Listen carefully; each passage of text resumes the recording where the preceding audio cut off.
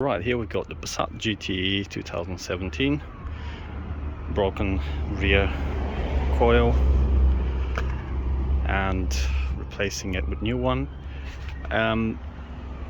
It turns out to be a much more difficult job than I thought in comparison to previous vehicles that I had, and the reason is because in order to get clearance to get the coil out, you need to completely be able to drop the control arm way down, and to do that you need to disconnect the shock absorber,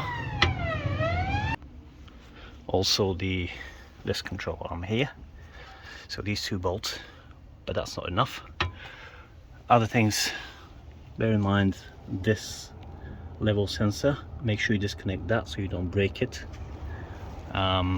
and also you need to disconnect this drop link as well, and then you can press this control arm down to get the new coil back in. I tried compressing it with these springs. It's very difficult, and it also won't work because then there's not enough clearance to take them out. So basically what happens is when you compress them in, these studs are going way up and then they hit the chassis, so they won't be able to fit. So this won't work. The only way is to get enough clearance from dropping the control arm down. Once I got everything in place, we'll see how it is. Right, there we have it. It's all done now, and to be honest, the most difficult part was getting this bolt for the control arm back in place.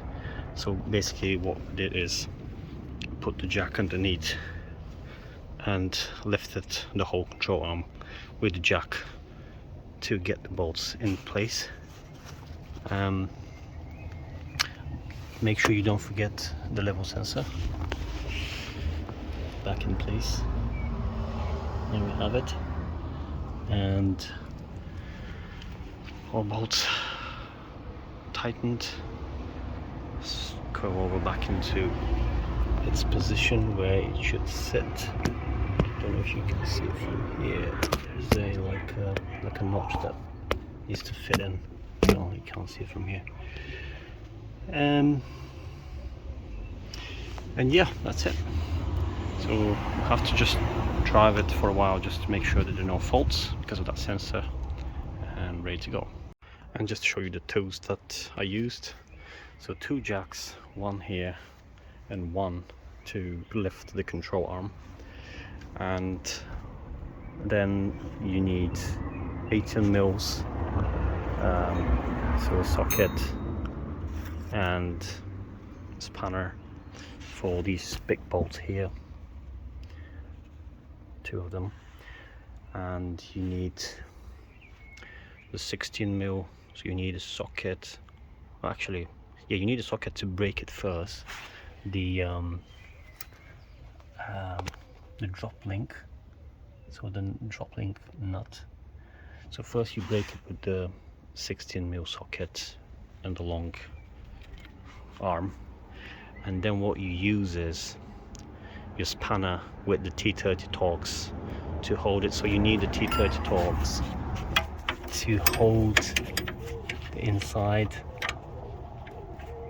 There you go, like this. So it goes inside so it doesn't turn the bolt, and then you turn the nut with the spanner. That's basically how it works.